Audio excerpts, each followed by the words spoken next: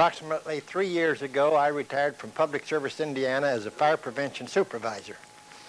Since that time, I have been going around over the state putting on this program for public service. It is more or less a hobby that I developed during the time I was with public service. And I'm happy to have the opportunity to share it with you. It's something I'm vitally interested in, and it's something that the public takes for granted. For some reason or other, Mr. and Mrs. John Q. Public gives fire very little thought. They think of it as accidents. That first fire has never been an accident.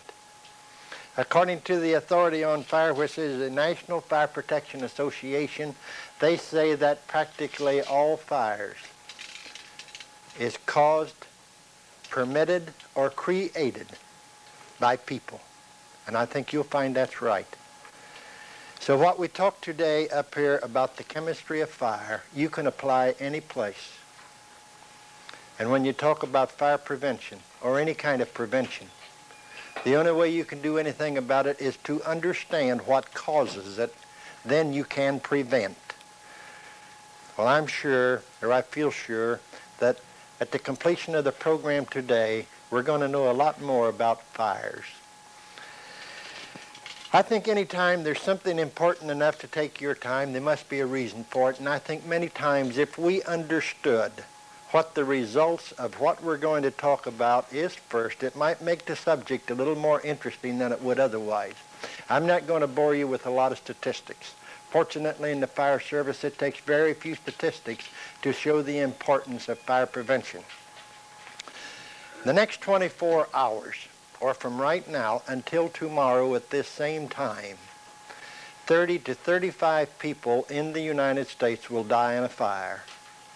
Approximately 3,000 will be injured in a fire, receiving anywhere from first, second, third degree burns to disfigurement for life.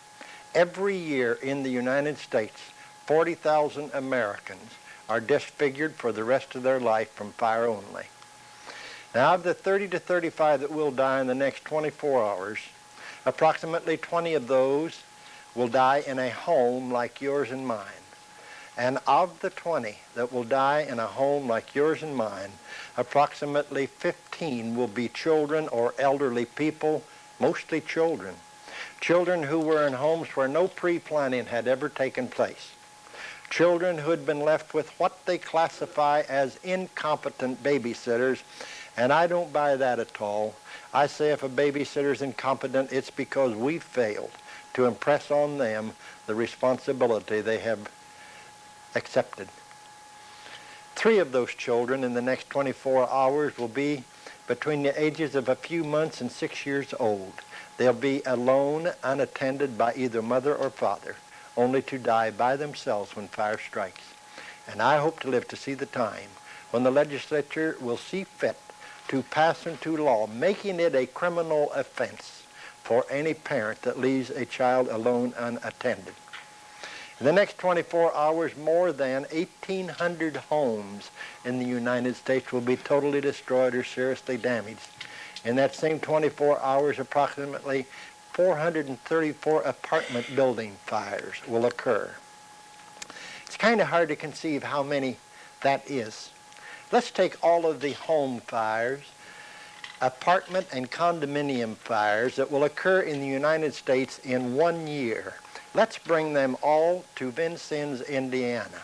If we did that, every home, every apartment, every condominium would have to have a fire at least 89 times a piece.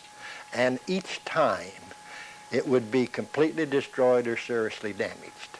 In that same 24-hour period, there'll be 226 store fires.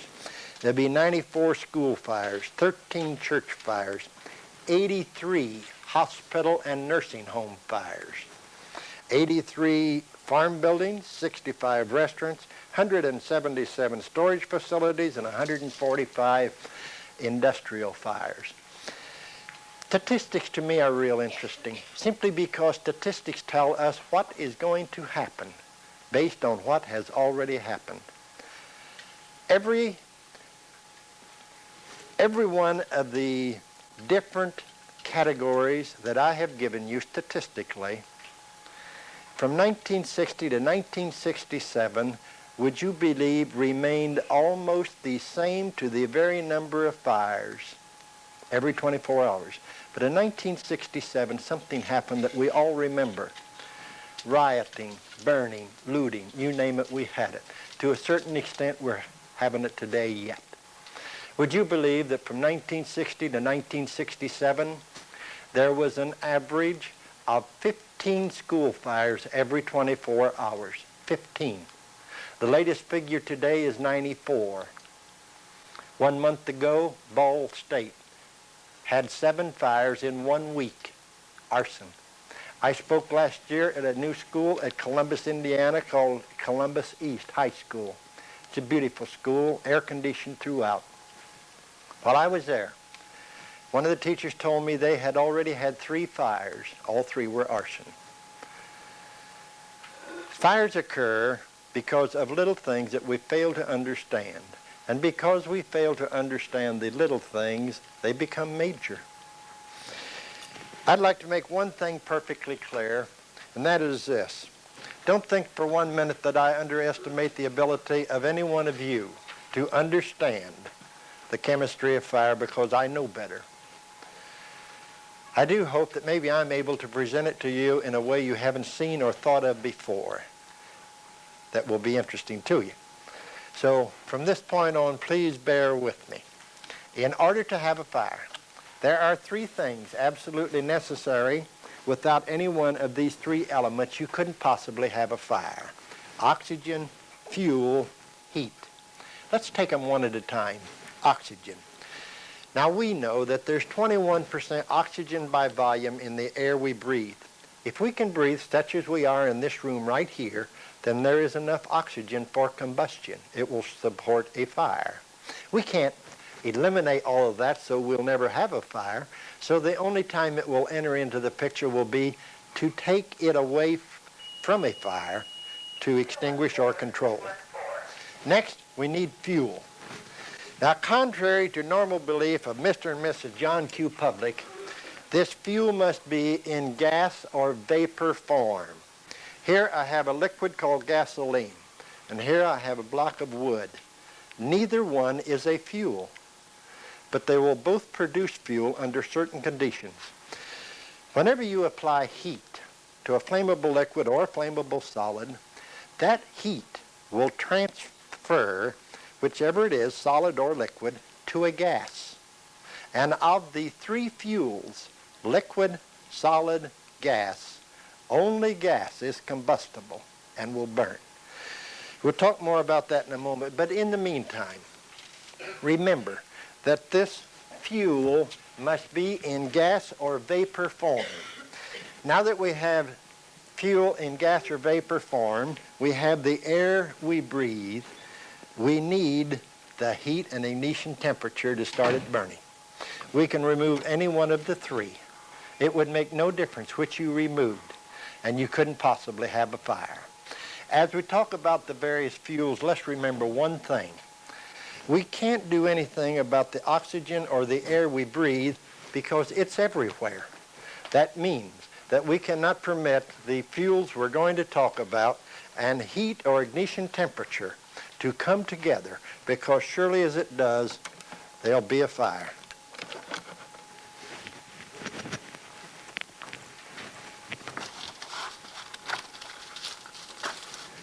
Now here we have heat. Naturally, here we have the air we breathe. And here we have a candle. I can pass the heat over this candle wick and nothing happens because I lack that necessary fuel in the form of vapor.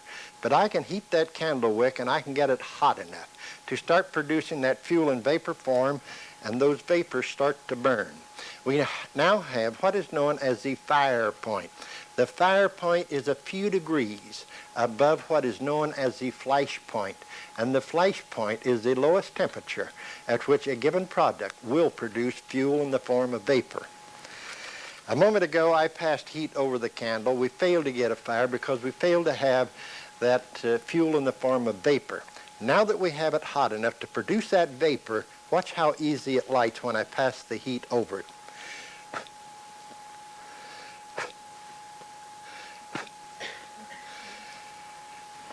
Now when I blow it out, you'll notice a kind of a white, we call it smoke. Actually, it's fuel in the form of vapor. Watch when I blow it out. Now that's the kind of things we're going to be talking about for the next few minutes. When we see wood in the fireplace burning, we think of it as the wood burning and we pass it off at that. Actually, what's taken place there is this. We have applied heat to the wood. We had to apply that heat long enough to get the wood hot enough to start producing that fuel in the form of vapor. When that starts, then these vapors start to burn. As the vapors burn, that continues to heat the wood, so it'll continue to produce that vapor. So it's a cycle that takes place between heat, fuel in the form of vapor, heat, vapor, until whatever it is used up. A moment ago I mentioned flash point as being the lowest temperature at which a given product will produce this vapor. Now we all know that it'll take much more heat to get fuel in the form of vapor coming from this block of wood than it would a little splinter of a match, because a block of wood will absorb the heat and require much more heat than would a match. But in either case, when you get them up to their individual flash point, which is a point at which they will produce that vapor, they burn rather easily. Watch. I'm going to light the match, then I'm going to blow the match out and relight the vapors. Watch.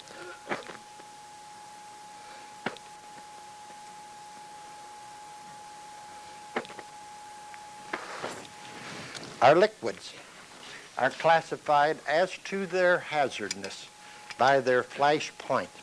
And incidentally, when I talk about gasoline, remember this. The ether used in an operating room is a little more dangerous than is gasoline. But I think to give you an idea of what I mean, that how they judge liquids as to their hazardness by their flash point, we'll take two liquids, gasoline, which is hazardous, and kerosene, which we're all familiar with, that is classified more or less as a safety solvent. And the reason kerosene is considered a safety solvent is the fact that it has a flash point of 100 degrees. Now that merely means this.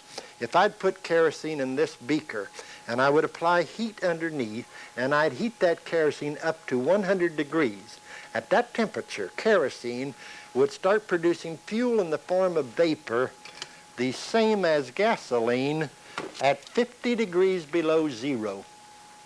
So as far as we're concerned, gasoline is producing that deadly fuel all the time, yet it is probably used more by the public than any other liquid because it's a way of life.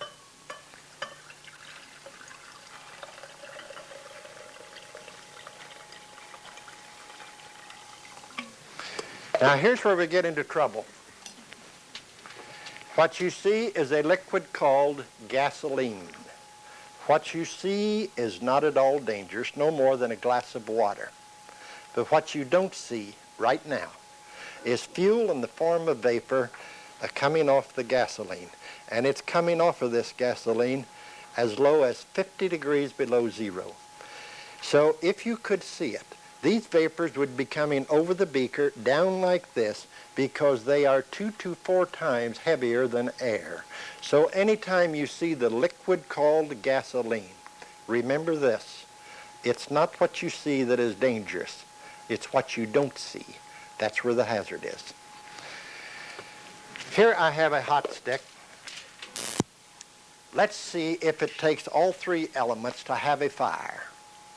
I'm going to submerge this into the gasoline and see if I can get it to fire like that. Watch real close.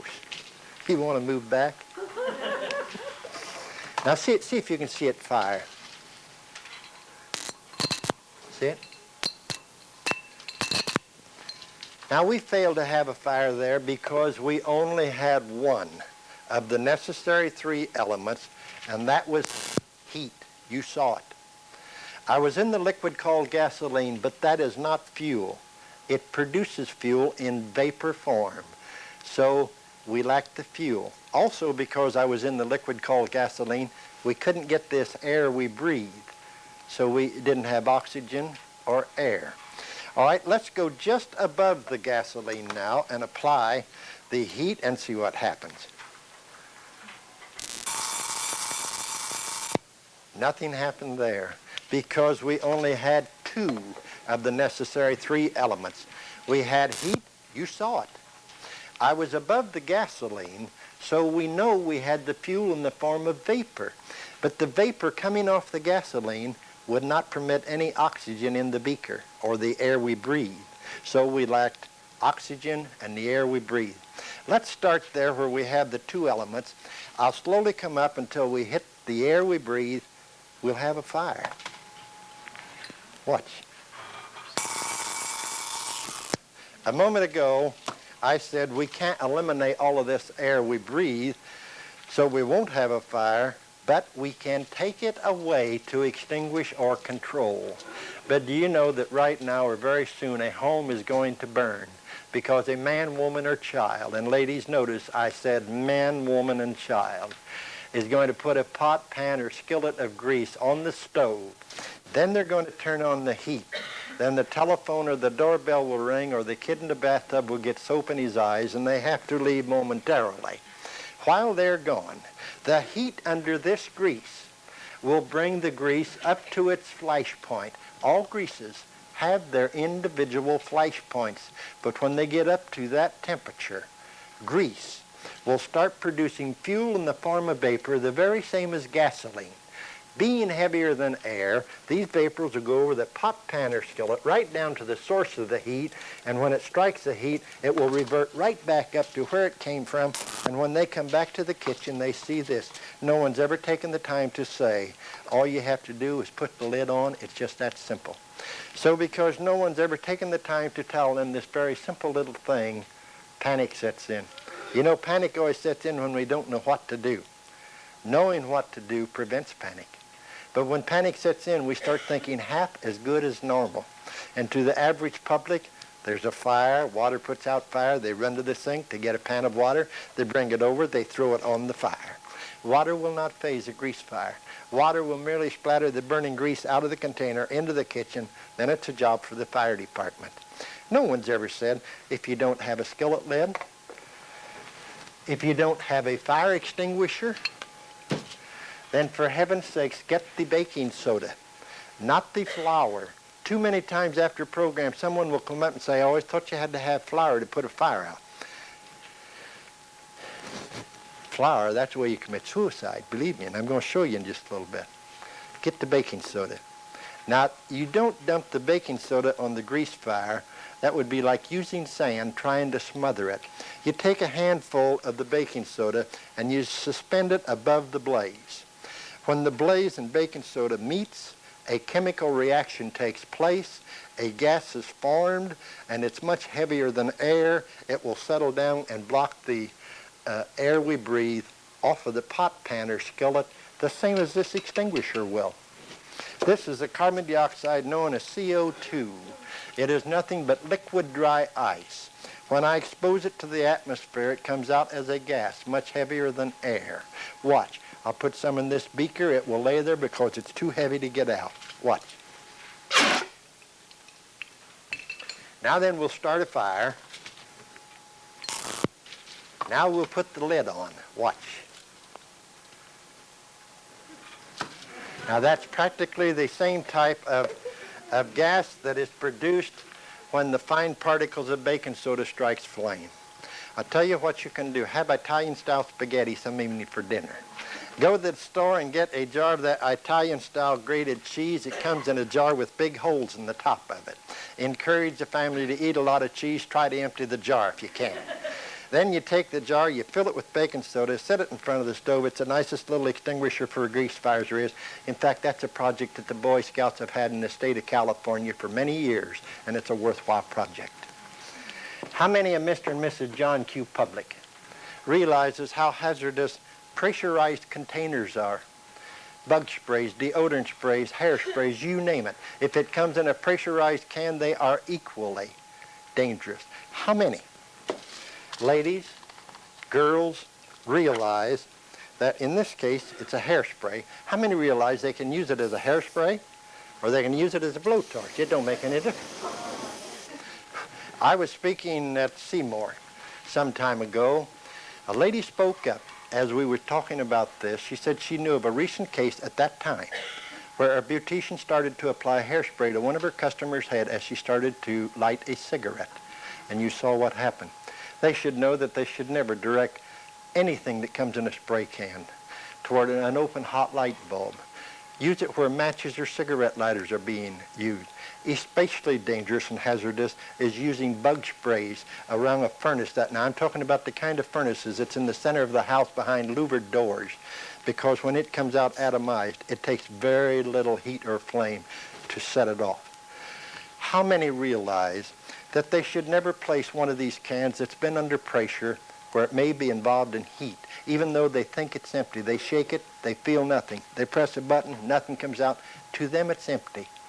But if they throw that, what they think is an empty can, into a paper basket that someone's going to pick out and take out to a barrel to burn, when that's involved in heat, and paper burning in a barrel can do it, we have what is called a vapor pressure buildup inside the can to the point that you will have a violent explosion.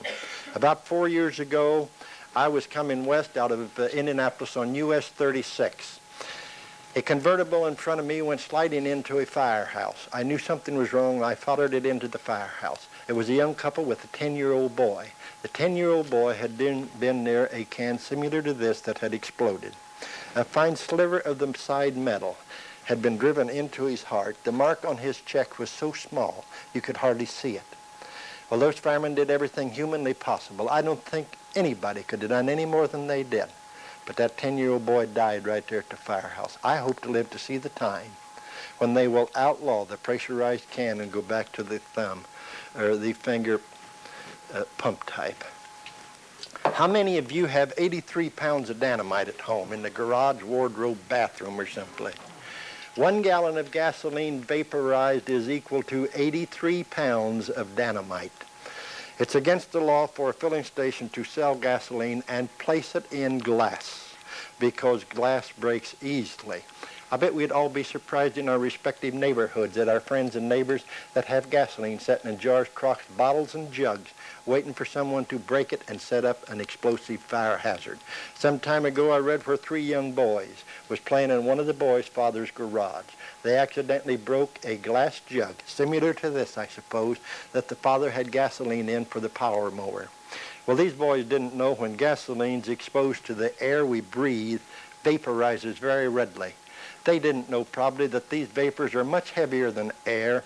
They'll seek the low level and will travel for long distances. And should these vapors come in contact with any source of ignition, it can be a hot water heater, spark from an electric motor, a static spark from a cat or clothing can set it off. Something did set it off. There was an explosion and the 3 little boys were killed. This is not gasoline. It's cake coloring in water to make it look like gasoline. Right now or very soon, another home is going to burn because a man, woman, or child is going to use a liquid to do some cleaning, not realizing that a liquid capable of cleaning can also be capable of producing that deadly fuel in the form of vapor. No one's ever said, if you use it, take it outdoors and use it where the wind can carry the vapors away. So because no one's ever suggested that, they're going to do it in a house. They're going to clean a rug, a chair, a davenport. Let's use our imagination for just a moment. Let's call this little black box a kitchen in our home. Let's call this a stairway out of the kitchen to the basement. And let's call this a source of ignition in the basement.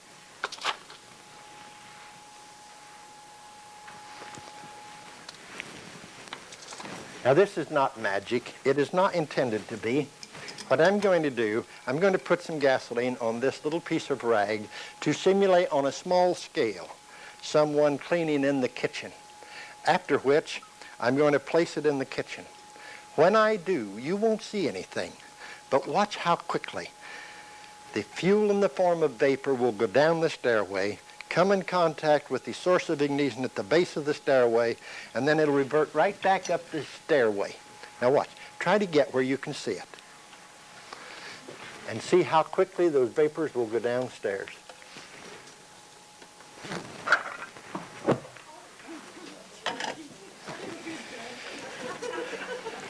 Now, we didn't have to have the stairway to the basement. I had the stairway to the basement for one purpose. That's to show how heavy the vapors are, how fast they move. This could have been on the same level into a utility room to a source of ignition. It could have been a fuel from the car in the garage to the kitchen to a source of ignition. I'm a great believer that words we have a tendency to forget.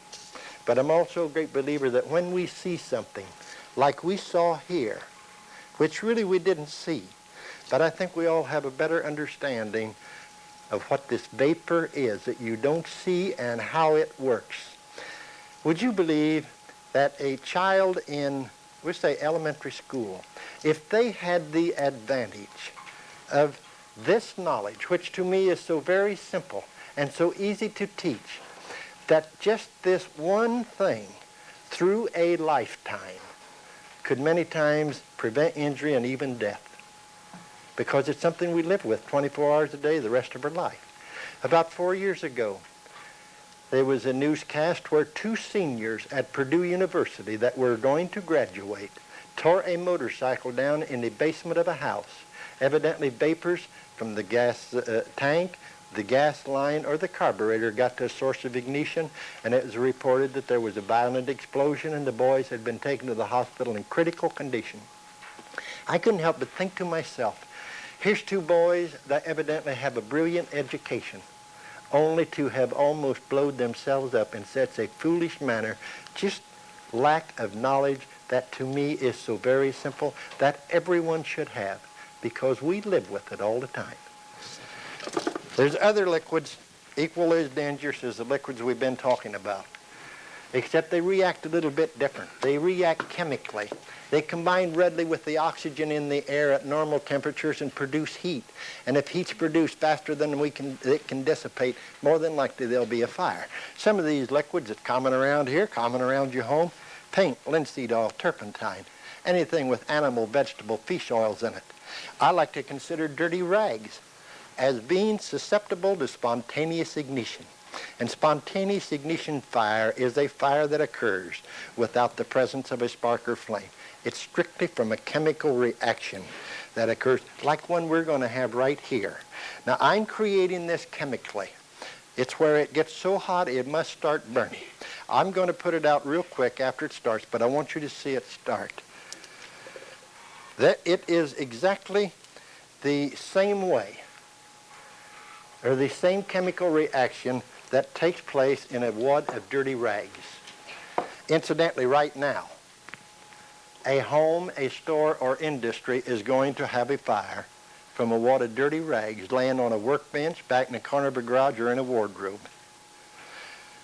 And the serious part is that we never know when. Here it is. See it? Now, as soon as it flares, I'll put it out.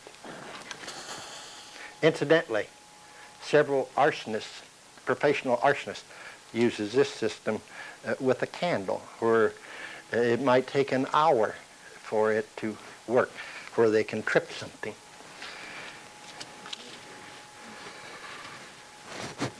Here in the company here, or the hospital, like most companies, it comes under the jurisdiction of the State Fire Marshal, OSHA, insurance companies, and things like that. They require them to have UL-approved containers to hold rags. It's a safe container because it has a lid that will not go by center. When you leave go of it, it has to go shut. That makes it UL approved. In your home, you don't have to do that. Do one of 2 things to prevent fires spontaneously. If you want to save those rags, hang them up where air can circulate and keep them cool. Or take those rags and put them in a metal can with a metal lid. It don't make any difference what size a can. It can be a 5-gallon can or a can this size, so long as it's metal with a metal lid. It doesn't mean they won't start burning. It means if they start burning, they will only burn until they use up the oxygen in the can, which is that quick. Most of you at home have a fuzzy cloth you call a dust or polishing cloth. TV keeps you busy going to hardware to get that new improved stuff. I would recommend that you keep your polishing cloth in a metal can like this, and then go ahead and experiment all you want to, because there's no danger after that. Another hazard around our home is finely divided particles. Flour, cornstarch, cocoa. Anything finely divided particles can be hazardous. Let's say, for an example, that a member of the family has something on the stove cooking right here, and the heat is turned on. That's number one element, heat. All right, all around it is the air we breathe. That's number two. All they lack is fuel, so they reach in the cabinet above. They get the canister of flour. It slips out of their hand. It hits a corner of the cabinet or stove. The lid flies off, and suspended in the atmosphere is a cloud of flour. Momentarily, there would be a ball of fire, as hot as anything can possibly be, and anyone near it would be enveloped in flames immediately. Just to give you an idea of how potent finely divided particles are, I have 2 grams of flour in a little cup at the base of the gallery. I'm going to throw that out of the cup into the gallery by pressing this bulb. I will not have a spark or flame. I'll have a hot filament all. Now watch.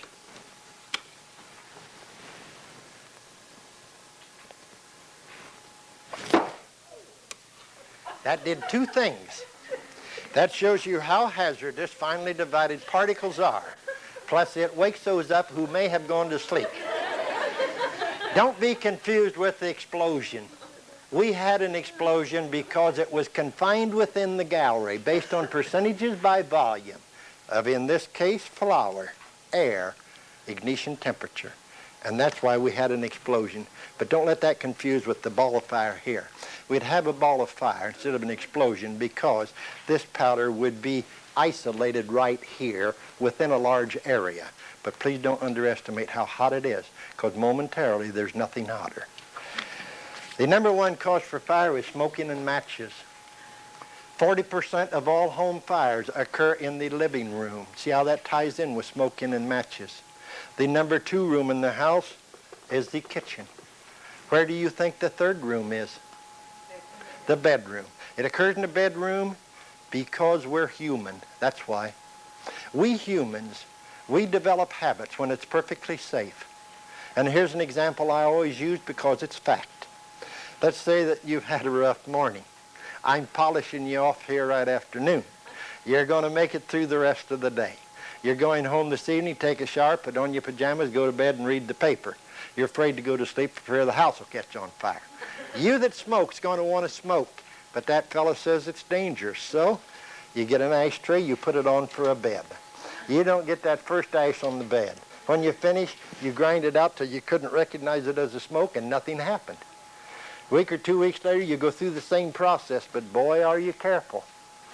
Do you know that pretty soon you'll be going home, taking a shower, putting on your pajamas, going to bed, reading the paper and smoking? You won't even know you're doing it because you will have developed a habit when it was perfectly safe. And the reason it was safe was because you was conscious of the hazard. That's the way we develop habits. That's why we should take an inventory of our habits every once in a while, whether it's driving an automobile, your activities here or home. Stop them before we get into the place where we're doing it automatically that sooner or later is going to get us into trouble. Incidentally, here's a safety ashtray. No home should have anything but a safety ashtray. It's an ashtray where you, a member of the family, or company, may place a smoke and forget it.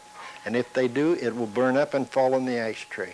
It eliminates a certain amount of skill being able to balance them on these so-called ashtrays and catch them before they get to the coffee table. You know that a burning cigarette has been known to fall down in between an upholstered chair between the back and the cushion and smolder up to 8 hours and 15 minutes before it breaks out into flame. That's why the National Safety Council has Dick Van Dyke.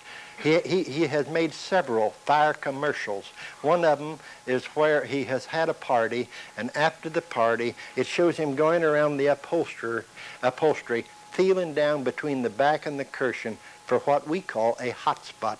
Someone during the evening may have knocked the head off of a cigarette and it had fell down in there. Where if he would go to bed 3 or 4 or 5 hours later when he's dead asleep, the fire could break out. But by him doing that, he can prevent that. Do you know that we have talked about practically every type of fire you can have? Really. Won't you agree with me that it's so simple? It's just understanding how they work. And only by understanding how it works can we prevent them. So if you'll give me 5 more minutes to go into something that's a pet peeve of mine. The reason it is because it's so very important. And that is pre-planning for a fire. According to the National Fire Protection Association, which is the authority on fires, they say that 8 out of every 10 people that is dying in a home fire is dying absolutely useless and needless. Remember I said 20 people's dying every 24 hours in a home. They're dying every 24 hours, but actually they're dying in 8 hours of the 24 because they die from the time they go to bed until they get up in the morning. That's when they die, which takes in about 8 hours of the 24. They die simply because they do not do, it used to be one thing. Now you have a choice. But the one thing that it used to be is because they failed to close their bedroom door. It was just that simple. And we're going to take that one first. Then we'll get around to your other. And here's why. When we have a fire, usually a home fire starts from a smoldering action. You know, it can smolder for hours. But from a fire, regardless of how it starts, from that we have what is called rising heat and combustible gases that seeks a top level, and then it starts bellowing down. In your home, in my home, and any home, when it gets on fire, in that rising heat and combustible gases is between 11 and 14 different toxic gases, any one of which will drop you in your tracks. All you have to do is, and it'll drop you right in your tracks. You know, when Mr. and Mrs. John Q. Public read in the paper where there's been a home fire, many times the entire family's lost their lives, they immediately get a picture in the back of their mind of charred bodies. Nothing could be further from the truth. It is not the fire that kills you. It's what the fire produces in lethal gas. That's a task force that goes ahead and does a dirty job. The fire merely cleans it up if it ever gets there. But, you know, a passerby can see your house on fire. They will wake you. They'll wake you if this lethal gas hadn't gotten to you. And if your door is closed, they will wake you. You can get out the window, get the windows of the rest of the family, and get them out. But if your door is open and you do not have an approved, well-maintained smoke detector, then probably they won't wake you. But if you have an approved, maintained smoke detector, long before anyone could see your house on fire, you would already be up, have your family out, and have called the fire department, and usually, and many times, even have the fire out. That's how important they are, and believe me when I say this. Maybe I'm kind of a nut on the subject. I wouldn't go to sleep without a smoke detector, approved smoke detector. Believe me, I wouldn't do it. I have pass-outs. If you didn't get one on the way in, please don't look at it now. I'd rather talk to you and visit with you. If you don't have one now, get one, or as many as you want when you go out. You might want some for your children or your neighbor or your babysitter, things like that. On this side of the door, on the little podium out there, is these items. On one side is family escape plan. There is 8 different recommendations that you go over your entire family with, because pre-planning for fire is a family affair. I'm just going to touch one to show the importance, but they're equally important. But I want to show you just how important they are. And the number one is make sure the entire family understands where a pre-arranged assembly point is in the yard. It can be a tree, a light pole, a building. Someone right now or very soon is going into a burning home to look for someone they think is in there, but that someone is already out. But the person going in will not come out again. He's going to give his life because he failed to pre-plan. But if he could have looked at the pre-arranged assembly point and seen every member of the family, no need to go in for anything. But if a member's missing, depending on who it is, he can pretty well tell where they are in the house. He can save precious moments of getting in, getting them, and getting out. The rest of them are equally important. On the other side is instructions to a babysitter. You'd be surprised at the number of children that's dying every 24 hours from what they classify as incompetent babysitters, which I don't buy. We should get a competent babysitter. You know, I think sometimes we put too much into a title. Babysitter means someone to take care of our children, and we accept it for that. But all we have to do is stop and think for one moment. Our children, to a babysitter, are not nearly as important to them as they are to us. Let's get a competent babysitter. Don't go out the door as they come in and say, see you at midnight going to the Joneses. Indianapolis, I think there's 5 or 6 pages of Joneses. Let's write down where we're going. Let's put the telephone number so she can call an emergency. Write down the family doctor, office and home phone number for an emergency, the police department number, the fire department number with instructions to get the children out of the house if there's a fire. Shut the door behind, take the children, go to the neighbors and call the fire department. And above all, restrict the children to an area. I don't care whether it's a section of the yard, a den, a family room, or where it may be. But restrict the children so the babysitter can do what she's accepted the responsibility to do, and that is watch your children. A babysitter can't watch children. If one's in the basement starting a fire, one in the upstairs bathroom taking poison, and one in the back bedroom choking the baby, you just can't do that. They have to sit. I'm not going to be like a speaker I heard some time ago that spoke for about 2 hours. Finally, he looked at his watch and he said, ladies and gentlemen, I do believe my watch is stopped. Does anyone have the time?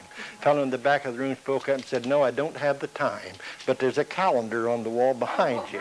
I'm going to stay away from the calendar. I hope that what we talked about justifies the time it took you to listen, and if it does, then I'm happy. And if anyone has any questions about smoke detector, what kind they should have, where they should place them after the meeting, I wish you'd come up. A few moments ago, I mentioned that the number 1 cost for fires is smoking and matches. The number 2 cost for fire is electrical. There are electrical fires primarily from 3 different reasons. Number 1, improper installation. That is someone attempting to do something they're not familiar with. Number 2 is misuse of electrical equipment and or appliances. And the number 3, and probably most important of all, is overloading circuits. I doubt very much if there's anyone in the room, if there's over 1 out of 10 that understands what the electrical circuit is. That's very unusual. An electrical circuit in a home is an area of the house wired individually from the rest of the building. The new homes today being built, I would venture to say every room constitutes a circuit. Through engineering, the breaker type fuse is used, which is a safe fuse. The older homes that makes up the vast majorities of our cities and towns were wired many years ago. Back many years ago, who would have ever dreamed that we'd be watching a football game being played in California on a boot box in the living room? Back then, they usually wired 2, sometimes 3 rooms, constituting a circuit. The size of the wire that was used for that circuit was based on the anticipated use. And back then, about all they had was a light bulb, sometimes an electric curler. But the size of the wire that they anticipated would handle the electricity that was necessary was rather small. They protected that wire with a 15-amp fuse. Now, the purpose of the fuse was to protect the wire to prevent it from getting overloaded. And if the wire was going to become overloaded, the fuse would burn out, thus cutting the power to the wire. Today, people continue to plug into circuits. Then sometimes when they plug something in, the lights and everything goes dead. Well, about all they know is they have to go down to that little old fuse box, take their flashlight, run it up and down the fuses, and they find one that is burnt out. They know that's the trouble. They've heard you can put a penny behind it, and that will work, but that's dangerous. Incidentally, today it takes a nickel anyhow. But they go to the hardware, the drugstore, they take the fuse and they get to the drugstore, they decide that the 15 amp fuse is not big enough anymore. They should have a 25 or 30, not realizing that it's not the fuse that counts. They'll take the big fuse home. They'll put it in where the 15 amp fuse should be. That's what we call overloading a fuse. Then they start plugging in things all over the place, daring the fuse to blow. The fuse will not blow. But because the fuse will not blow, the wire will get so hot that the insulation will start burning. The wire is in between the wall where you can't see it, and the first thing you know, the wall and attic's on fire, and that's the kind of fires firemen don't like to go to.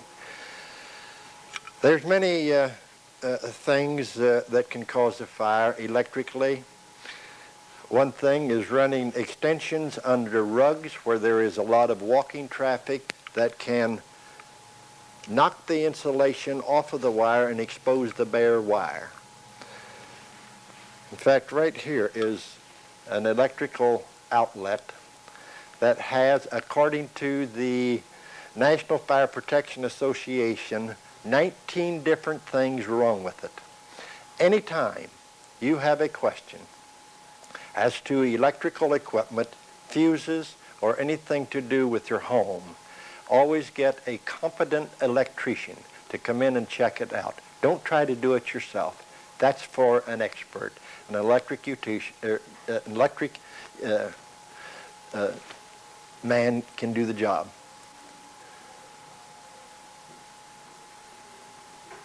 That's it.